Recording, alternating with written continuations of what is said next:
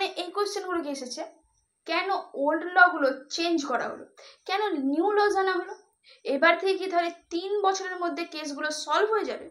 আর যদি এই কোয়েশ্চেনগুলোর অ্যান্সার আপনারা জানতে চান তাহলে আজকের আমাদের এই ভিডিওটা আপনাদেরকে পুরো দেখতে হবে। আশা করা যায় তারপরে আপনারা সমস্ত অ্যান্সার পেয়ে যাবেন, কারণ আজকের আমরা এই ভিডিওতে যে টপিকগুলো কভার করব সেগুলো হলো ওল্ড ল কেন এবং কারা এনেছিল, সেইগুলো কিভাবে ব্যবহার করা হতো, নিউ লজ কেন আনা হয়েছে এবং তার মধ্যে কি কি চেঞ্জেস আনা হয়েছে। প্রথমেই আমাদের জানতে হবে এই ওল্ড লগুলো অর্থাৎ কিনা IPC, CrPC, Indian evidence act, এগুলো কিন্তু প্রত্যেকটাই ব্রিটিশদের হাত ধরে এসেছিল। আইপিসি 1860 সালে, অর্থাৎ কিনা আজ থেকে প্রায় 163 বছর আগে, যেটা কিনা drafted by Thomas Babington Macaulay. CrPC 1973 সালে, যেটাও drafted by Thomas Babington Macaulay. এই দুটোই ড্রাফটেড করা হয়েছিল 1837 খ্রিস্টাব্দে। আর লাস্ট ইন্ডিয়ান এভিডেন্স অ্যাক্ট, যেটা কিনা 1872 সালে। এরপরে এখন ইন্ডিয়াতে এই লসগুলো কিভাবে ব্যবহার করা হতো। প্রথমত আইপিসি ব্যবহার করা হতো কোনো অ্যাক্ট যেটা কমিটেড হয়েছে, সেটা ক্রাইম কি ক্রাইম নয়, ক্রাইম হলে তার পানিশমেন্ট কি, সেটা জানার জন্য আইপিসি ব্যবহার করা হতো। সিআরপিসি ব্যবহার করা হতো কোনো অ্যাক্ট কমিটেড হয়েছে এবং সেটা ক্রাইম হয়েছে তার পরের প্রসিডিওর, অর্থাৎ কিনা অ্যারেস্ট, বেল, তাকে কোর্টে প্রডিউস করা, এগুলো সিআরপিসি থেকে জানা যায়। আর ইন্ডিয়ান এভিডেন্স অ্যাক্ট সাক্ষীর কথা বলে থাকে। ফর এক্সাম্পল ধরে নেওয়া যাক কোনো একটা মার্ডার কমিটেড হয়েছে, তো মার্ডার কমিটেড হওয়ার পরে সেটা মার্ডার কি মার্ডার নয়, বা মার্ডার হলে তার পানিশমেন্ট কি হবে, সেটা আইপিসি থেকে জানা যাবে। আর সিআরপিসি থেকে জানা যাবে যদি সেটা মার্ডার হয় তাহলে তার অ্যারেস্টের প্রসিডিওর, তার বেলের প্রসিডিওর, তাকে কোর্টে প্রেজেন্ট করার প্রসিডিওর। আর ইন্ডিয়ান এভিডেন্স অ্যাক্ট থেকে জানা যাবে সাক্ষীর কথা। যে নিউ ক্রিমিনাল লসগুলো এসছে সেগুলো হলো আইপিসির জায়গায় এসেছে ভারতীয় ন্যায় সংহিতা, সিআরপিসির জায়গায় এসেছে দ্য ভারতীয় নাগরিক সুরক্ষা সংহিতা, অ্যান্ড দ্য ইন্ডিয়ান এভিডেন্সের জায়গায় এসেছে দ্য ভারতীয় সাক্ষ্য অধিনিয়ম।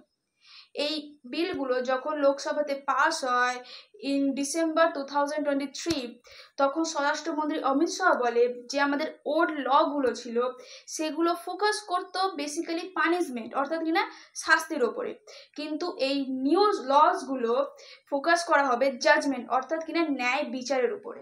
ওল্ড লয়ের যে মেজর কন্ট্রোভার্সিগুলো হলো, এটা একটা কলোনিয়াল এরা ল, দ্বিতীয় হলো এটা কিন্তু একটা কমপ্লিকেটেড স্ট্রাকচার ল, আর তৃতীয় হলো এটা কিন্তু নিউট্রাল জেন্ডার নয়।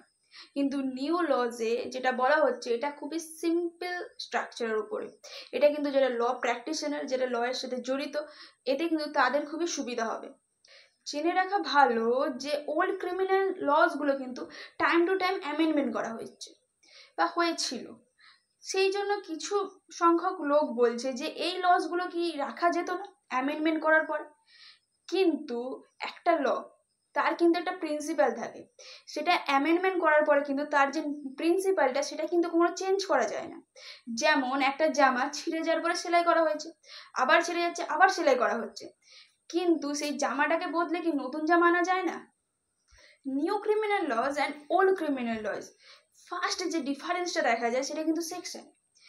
আইপিসিতে ছিল কিন্তু 511টা সেকশন, সেখানে বিএনএসে আছে 358টা সেকশন, সেখানে সিআরপিসিতে ছিল কিন্তু 484টা সেকশন, সেখানে কিন্তু বর্তমানে বিএনএসএস আছে কিন্তু 533টা সেকশন, সেখানে ইন্ডিয়ান এভিডেন্স অ্যাক্টে ছিল কিন্তু 167টা সেকশন, বর্তমানে বিএসএ বলা আছে কিন্তু 170টা সেকশন।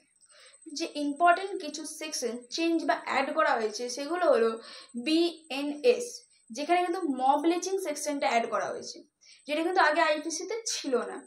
সুপ্রিম কোর্ট 2018 সালে ডাইরেকশন দিয়েছিল মব লিচিংটা নিয়ে আলাদা একটা সেকশন অ্যাড করার জন্য, বর্তমানে বিএনএস এ কিন্তু সেটা অ্যাড করা হয়েছে। বা স্ন্যাচিং, যেটা আইপিসিতে ছিল না, সেটাও কিন্তু বিএনএস এ অ্যাড করা হয়েছে। তেমনি বিএনএসএস মানে ভারতীয় নাগরিক সুরক্ষাতেও কিন্তু অ্যাড করা হয়েছে পুলিশ কাস্টাডিটা 15 দিন থেকে 90 দিন করা হয়েছে। আর সেখানে ভারতীয় সাক্ষ্য অধিনিয়ম, সেখানে কিন্তু ইলেকট্রনিক রেকর্ডস বা ডিজিটাল গ্যাজেটের উপর রেকর্ডস, সেটাকে প্রাধান্য দেওয়ার কথা বলা হয়েছে। এই একটা ভিডিওতে পুরো বিষয়টা আলোচনা করা সম্ভব নয়।